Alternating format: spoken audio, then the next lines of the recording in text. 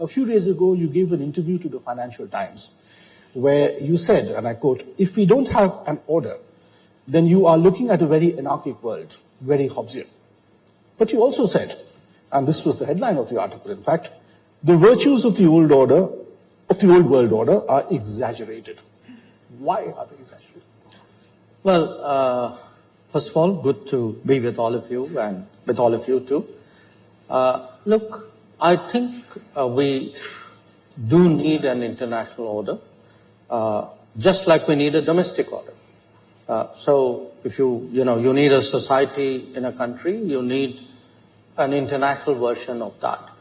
And it's not just big countries who will benefit if there is no order.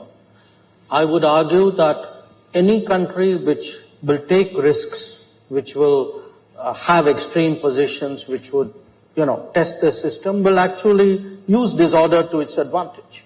I mean, we've seen in our own neighborhood, you don't have to be a big country to be a risky country. I have some smaller neighbors who've done a pretty good job at that. So, first of all, I think we should all, understand the importance of an order. Now, the old order, it was an order. It was a product of its times.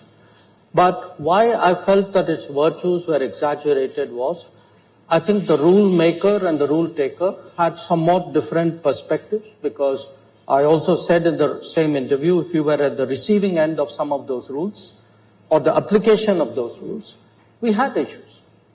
And let me give you 2 or 3 practical examples. If you capriciously, if it suits your interest, somebody is good, not good, well, I'll make up my mind how they're going to do, and you apply that order to the same country on the same issues differently. Take Afghanistan, okay? So, the same Afghanistan, the same Taliban, which was an outlier, was welcomed in the Doha process, was welcomed in Oslo. Apparently, at that time, people were okay with it. Today, again, we are going back saying, Taliban is doing all these not so good things. Now, if they were doing all of that, what was discussed in Oslo and Doha? You had a British general who described them at that time as, well, they are country boys with their own honor code. Now, so when it suits you to deal with the Taliban, they are okay. When it is not, they are not okay. You are an extremist today, you wear a suit and tie, you are okay. I think I have a problem with that order. Let's give you a second example. We all speak of sovereignty and territorial integrity. All of us agree. It's a vital principle. It's the bedrock of global rules. After the Second World War,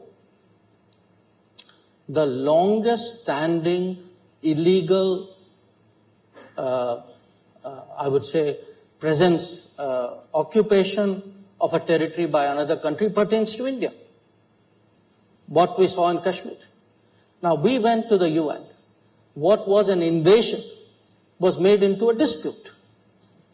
So, the attacker and the victim were put on par. Who were the culpable parties? UK, Canada, Belgium, Australia, USA. So, pardon me, I have some question marks on that old order. Now, I can give you many more. We speak today of political interference. When the West goes out into other countries, it's apparently in pursuance of democratic freedoms. When other countries come into the West, it seems to have a very malign intention. So, I think we need, if to have an order, there must be fairness. I agree with you, Dominic, we need a strong UN, but a strong UN requires a fair UN. A strong, a global order must have some basic consistency of standards. We have military coups to our east in Myanmar. They are no-no. We have them even more regularly to the west. Where? They seem to be okay. So I think it's important to audit the working of the world for the last 8 decades and be honest about it And to understand today that, the balances, the shareholdings in the world have changed, we need a different conversation. We need, frankly, in that sense, a different order.